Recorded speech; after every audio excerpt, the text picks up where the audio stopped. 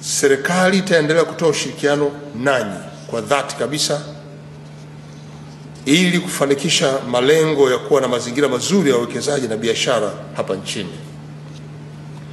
Na ni mategemeo yao kuwa mpango huu utaongeza tija kubwa kwa taifa letu na itasaidia sana kufikia malengo yetu ya kukuza uchumi na kupeleka kwenye uchumi wa kati ambao ni endelevu. Ndugu wageni waalikwa, mpango wa kuboresha mazingira ya biashara na uwekezaji nchini una manufaa makubwa kwa uchumi wetu wa maendeleo ya taifa letu, na manufaa haya ikiwemo kuvutia uwekezaji wa ndani na wa nje kwa kuwezesha wawekezaji wa ndani na nje kupata fursa nzuri ya uwekezaji. Hatua hii inakwenda kuhamasisha pia uingizaji wa mitaji, teknolojia mpya na maarifa ambayo yanawezesha kuongeza uzalishaji na kuboresha huduma mbalimbali kupatikana kwa mazingira rahisi na bei nafuu.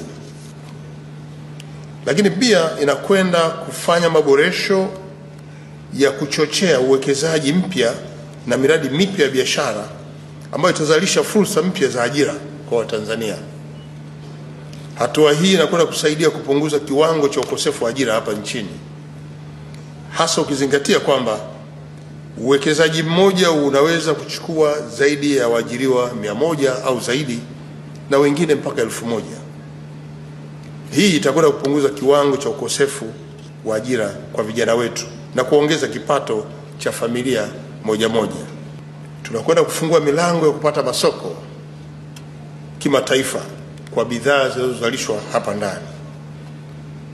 Mpango huu unakwenda kuboresha mazingira ya biashara na kuvutia makampuni ya kimataifa kuwekeza hapa nchini, ambayo pia yenyewe yatakuwa yameshatafuta fursa za masoko kwa bidhaa ambazo zitazalishwa hapa ndani na kuifanya Tanzania kuwa kivutio cha biashara duniani, kama vile uwekezaji ulioko eneo la Ubungo ambao utakuja kuvutia wanunuzi kwa kutafuta masoko kutoka nchi za Afrika Mashariki, lakini pia na SADC.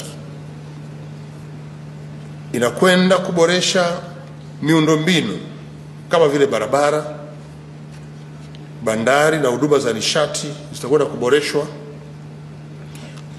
lakini pia na fursa nyingine ambazo zinasaidia zaidi katika uwekezaji na ufanyaji biashara, jambo ambalo linakwenda kuchangia ustawi wa uchumi wetu, urahisi wa kufanya biashara na kuboresha ustawi wa jamii kwa ujumla wake. Hali hii pia itawezesha wakulima kupata masoko ya mazao yao watakayozalisha, yatakayonunuliwa na viwanda vitakavyojengwa hapa nchini au uwekezaji wa aina yoyote ile hapa nchini. Na pale ambako kutakuwa na viwanda vya kuongeza thamani, hivi vitapanua wigo wa masoko wa wakulima wa Kitanzania hapa ndani ya nchi. 5, tunakwenda kukuza ushindani na ubora wa bidhaa zetu. Hapa tutakuwa na mazingira bora kabisa ya biashara.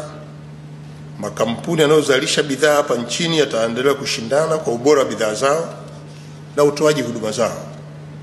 Hii inakwenda kusaidia kuongeza tija na ubora wa bidhaa, jambo linalosaidia kuimarisha uchumi, lakini pia afya ya walaji na kuleta bei shindani ya bidhaa.